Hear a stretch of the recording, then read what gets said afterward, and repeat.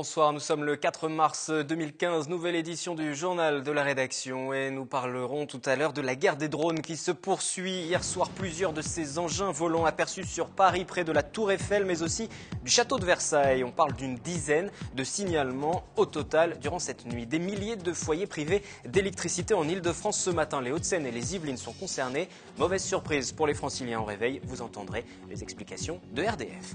L'Estaca, école d'ingénieurs, va accueillir à Saint-Quentin en Yvelines plus de 1000 étudiants dès le mois de septembre. Le chantier pour la réalisation des locaux s'achève et en plateau, avec sa directrice Pascale Ribon, nous verrons les retombées à attendre pour le territoire.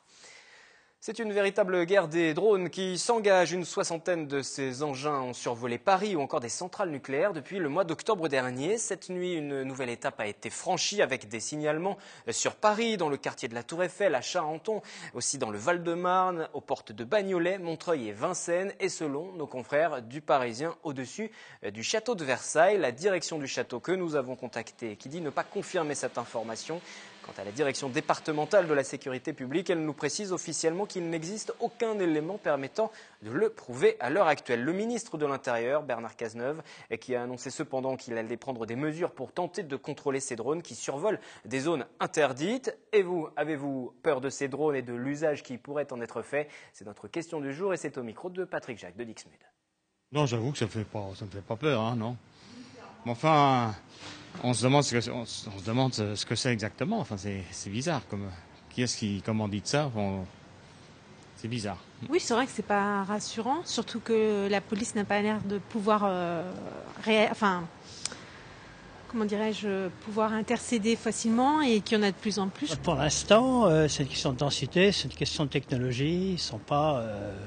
Ils sont inoffensifs pour l'instant, mais je comprends bien qu'il faille une régulation assez rapide. Ça peut être inquiétant, effectivement, par rapport à des esprits mal tordus qui pourraient s'en servir avec des intentions mal intentionnées. Peur de m'en prendre un sur la tête. Et puis bon, on n'a pas forcément envie d'être observé dans son jardin ou des choses comme ça. Après, j'arrive pas à comprendre comment on ne peut pas les arrêter. Et que prévoit la législation sur ces vols de ces drones? Nous allons écouter à présent le porte-parole de la DGAC, c'est la Direction Générale de l'Aviation Civile. Il nous donne quelques éléments importants. La réglementation, en fait, elle distingue deux catégories d'utilisateurs. On a le grand public et les professionnels. Lorsque vous êtes grand public, on se réfère aux règles de l'aéromodélisme. Et quand vous êtes un professionnel, vous rentrez dans le cadre d'activités dites particulières où vous avez 4 scénarios d'activités qui sont définis en fonction du type de drone que vous utilisez. Dans les deux cas, les conditions d'insertion dans l'espace aérien, elles sont libres en dessous de 150 mètres. Mais à 3 conditions. La toute première, c'est en dehors des agglomérations, des rassemblements de personnes et d'animaux. Deuxièmement, c'est en dehors des zones proches des aéroports. Et enfin, en dehors des espaces aériens qui sont réglementés sur les cartes aéronautiques, comme les espaces aériens militaires ou les zones de centrales nucléaires, par exemple. Aucun lien avec le survol des drones de cette nuit, mais 75 000 foyers se sont retrouvés privés d'électricité très tôt ce matin en Ile-de-France. C'est un problème technique, explique la direction d'électricité Réseau Distribution de France, ERDF. La panne a affecté notamment une partie des habitations de Versailles. Mélanie Poquet. Il était 4h43 ce matin quand environ 100 000 clients de RDF de la région parisienne ont subi une coupure d'électricité. En cause, un incident dans un poste source situé à Châtillon, dans les Hauts-de-Seine. Un poste source, c'est un ouvrage qui transforme la très haute tension gérée par le réseau de transport d'électricité, le réseau en 220 000 volts, en un réseau 20 000 volts que nous exploitons, nous, ERDF. Si la coupure a principalement touché les Hauts-de-Seine, 7% des foyers étaient dans les Yvelines. Il y avait 3 communes qui ont été concernées. La commune de Versailles, à hauteur de un peu plus de 3000 clients, un peu plus. Le quartier de Lucieux, pour être plus précis. Ensuite, la commune de Viroflay, également pour un peu plus de 3000 clients. Et puis, quelques clients, une vingtaine sur la commune de Vélizy. Le courant a été entièrement rétabli aux alentours de 8h ce matin. Pour l'heure, ERDF ne peut annoncer qu'une avarie. Une enquête est en cours pour déterminer les raisons de cette panne. Politique et la droite qui affiche son unité pour les départementales. C'était le mot d'ordre de ce meeting de l'UMP mardi soir à Poissy. Salle comble pour les ténors de la droite, de Gérard Larcher, le président du Sénat, à Pierre Bédier, le président du Conseil général, président sortant. Ils sont venus appeler à la mobilisation pour éviter l'abstention. Catherine Zulato, William L. était sur place. Une salle conquise, une unité affichée, UMP, UDI, MoDem rassemblés pour ces départementales. Nous avons réussi à faire une très belle unité de la droite, du centre, jusqu'au MoDem, de toutes les sensibilités de la droite qui sont réunies aujourd'hui pour gagner des cantons qui sont jusqu'à présent réputés ingagnables. Je pense à Trappes, je pense à Guyancourt. Il y a des challenges importants, j'en citerai que 3, l'emploi, le transport, l'environnement et la solidarité envers les plus démunis. Et là, je pense qu'il faut qu'on renforce nos actions. Il va falloir qu'on soit malin, inventif, créatif, innovant. C'est un exercice difficile, l'union, être capable de trouver des candidats communs, mais ça nous paraissait, à l'UDI, à l'UMP, une nécessité parce que l'essentiel est en jeu, l'avenir des Yvelines. La crainte pour ce scrutin, l'abstention et le choix du vote du Front National, alors que l'avenir des départements n'est pas clairement défini, leurs compétences non plus. Pour les électeurs, ils sont assez perdus, des compétences qui ne sont pas encore fixées par la loi. Et dans un scrutin qui manifestement a du mal à toucher les citoyens. Et il faut leur dire aux citoyens que c'est très important parce que c'est leur proximité quotidienne, qu'elle soit sociale, qu'elle soit territoriale, qu'elle soit les collèges ou qu'elle soit par exemple, on le sait maintenant, l'aménagement des routes. L'UMP et ses partenaires ont détaillé leur programme pour ces départementales avec un volet social en direction des demandeurs d'emploi. La mise en place par exemple d'une auto-école sociale et d'une halte garderie pour les parents en recherche d'emploi. Il a aussi été question d'innovation et du développement du numérique dans les établissements scolaires. Des propositions qui devront donc convaincre les électeurs. Pierre Bédier de son côté a appelé à la mobilisation générale. L'appel du 3 mars sera-t-il entendu? Réponse dans les urnes le dimanche 22 mars. Et en marge de ce rendez-vous, nous avons fait réagir Pierre Bédier sur ses relations particulièrement tendues à l'heure actuelle avec le Front National à travers l'ensemble des différents cantons des Yvelines. Les candidats de Marine Le Pen ont pris pour cible le président sortant du conseil départemental, lui-même en campagne, vous l'avez compris, sur Mantes. Je crains que dans le département des Yvelines, beaucoup de deuxième tour, une majorité de deuxième tour, soit UMP-FN, et donc avec des risques de chute. Notre objectif, c'est le Grand Chelem.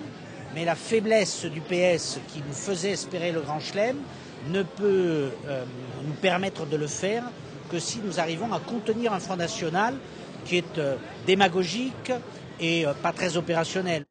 L'invité de ce 4 mars à présent, Pascal Ribon. Bonsoir. Bonsoir. Vous êtes la directrice de l'ESTACA, c'est l'école d'ingénieurs qui s'installe actuellement à Saint-Quentin en Yvelines. Sur Montigny-le-Bretonneux, on ne peut pas manquer le chantier qui se termine actuellement près de la gare. Ouverture aux étudiants en septembre, ils seront 1000, un peu plus même. Est-ce que tout sera prêt à temps ? Eh bien, tout sera prêt à temps, effectivement, puisque le bâtiment va nous être livré fin mai. On a tenu nos délais. C'est pas souvent dans les chantiers, mais ça a été le cas. Donc, on a parfaitement tenu les délais. Et du coup, on va pouvoir déménager cet été. On déménage complètement. On ferme vous aviez des locaux temporaires, effectivement, je ne l'ai pas précisé, voilà, mais aussi sur Saint-Quentin. On ferme notre établissement. On termine l'année sur Levallois. On ferme notre établissement de Levallois. On déménage tout pendant l'été. Et fin août, début septembre, on sera prêt pour accueillir nos étudiants sur Montigny. Donc les inscriptions qui ont lieu en ce moment permettent aux étudiants donc de postuler pour pouvoir s'inscrire dans cette école. Tout à fait. Et là, ça se passe plutôt bien ? Tout à fait, ça se passe plutôt bien, puisque maintenant les étudiants savent que la rentrée se fera sur Saint-Quentin-en-Yvelines et donc pas sur Levallois. On leur explique les conditions dans lesquelles on va les accueillir lors des journées portes ouvertes qu'on fait malheureusement sur le Levallois, donc ils ne peuvent pas voir les locaux. Et donc ils sont bien au fait. Et on a vu d'ailleurs les candidatures augmenter par rapport à l'année dernière. Combien de candidatures là à peu près ? Alors, c'est délicat de le dire parce que les candidatures ne sont pas encore terminées en fait. Donc, ils ont encore la possibilité de s'inscrire sur les différents serveurs. S'inscrire sur le site APB jusqu'à fin mars, le 20 mars, c'est la clôture. On fera un point à cette date-là, alors à ce moment-là. On va préciser les champs d'action de cette école, l'ESTACA. Vous êtes spécialisé dans les transports et la mobilité. Peut-être préciser un petit peu quand même. Tout à fait. Donc nous, on forme des jeunes gens qui vont travailler sur des métiers d'ingénieurs dans l'industrie des transports, qui roulent, qui volent jusque dans les étoiles.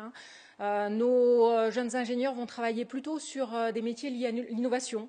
beaucoup sur la conception de la voiture du futur, l'avion électrique, voilà, le train à grande vitesse, les grands projets de transport collectif, le projet du Grand Paris, par exemple. Ce qui explique le choix, justement, vous parliez du Grand Paris, de s'installer à Saint-Quentin-en-Yvelines, pour aussi avoir cette interaction avec les autres entreprises. Tout à fait. Nous, ce qu'on a cherché, à partir du moment où on a fait le choix de quitter notre site sur lequel on était installé depuis une trentaine d'années, on a cherché un territoire sur lequel on allait pouvoir retrouver à la fois des entreprises avec lesquelles on avait l'habitude de travailler, un secteur industriel avec lequel on avait l'habitude de travailler, et puis aussi d'autres écoles qui partageaient les mêmes enjeux, c'est-à-dire les enjeux d'innovation technologique. Et donc assez naturellement, finalement, à la fois le grand territoire de l'opération d'intérêt national Paris-Saclay nous est apparu le bon territoire, et puis en particulier le département des Yvelines, qui est un département dédié à la voiture, on l'a beaucoup dit, mais aussi on a beaucoup de nos partenaires de l'industrie aéronautique. Dans il y a déjà des liens qui sont créés, des partenariats qui sont signés avec des PME aussi, des PMI. Alors, on avait surtout des partenariats avec les grosses entreprises avec lesquelles on avait l'habitude de travailler, mais c'est vrai que notre souhait, c'est véritablement, à partir du moment où on sera là, de développer les partenariats avec les PME. Parce qu'une école, c'est aussi un lieu, finalement, où les PME peuvent venir trouver de la capacité à faire de la recherche, à faire du développement, à trouver des solutions à leurs problèmes. On a plus de 1000 étudiants, une équipe d'enseignants-chercheurs. Ça veut dire que ça leur permettra des débouchés à ces étudiants aussi. C'est une filière véritablement qui embauche et qui est prometteuse. C'est un secteur qui embauche. Le secteur des transports est un secteur qui embauche de façon... C'est plutôt bien de le dire vu le contexte. Tout à fait. Par exemple, dans l'industrie automobile, on a tenu des discours assez négatifs sur l'industrie automobile française, sur le fait que les entreprises étaient en situation difficile. Mais ce qu'on voit, c'est qu'il y a un fort redémarrage.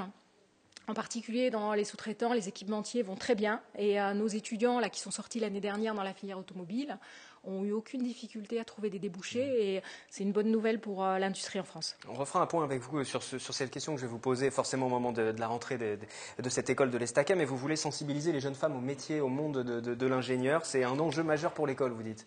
Tout à fait. Alors moi, en plus, je préside la commission diversité à la conférence des grandes écoles, donc c'est un enjeu auquel je suis particulièrement sensible, puis probablement en tant que femme. On n'est pas beaucoup de femmes à diriger des écoles d'ingénieurs. Les entreprises cherchent à diversifier leurs équipes, les équipes de recherche, les équipes de R&D, les équipes de production. Une équipe diversifiée avec des différences de culture, des différences d'origine, des différences de sexe. C'est une équipe qui est plus efficace, qui est plus dynamique, qui a plus d'idées. Et donc, finalement, ça produit plus. Dans un monde qui est dominé par l'innovation, par la créativité, c'est une bonne chose. Merci Pascal Ribon d'être passé sur ce plateau. Nous ferons un point sur cette ouverture de l'école d'ici au mois de septembre à l'Estaca, en septembre à Saint-Quentin-en-Yvelines. Merci à vous. Je vous propose juste pour terminer quelques images du prochain film de Jamel Debbouze, Pourquoi j'ai pas mangé mon père, les images du film et non pas les images sur Europe 1, le film qui sortira en salle le 8 avril. Si nous avons les images, ce serait mieux, ou on les verra demain dans le journal. Je vous propose en tout cas d'écouter Jamel Debbouze parce que lui est revenu ce matin sur Europe 1, donc sur cette polémique autour des Restos du Cœur, autour de la dernière chanson des Enfoirés qui met en scène des jeunes critiquant leurs aînés, célébrités anonymes. Ils sont nombreux à juger réactionnaire ce clip, cette chanson, ce qui n'est pas le cas de Jamel Debbouze. Écoutez-le.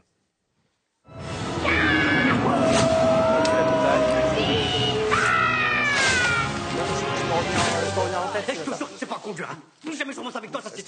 Voilà, ça sera bien sûr. Donc retournez à l'antenne pour vous souhaiter une excellente soirée. On remettra tous les éléments dans le bon ordre et ce sera à découvrir dans le journal de demain. Très belle soirée sur TV Film.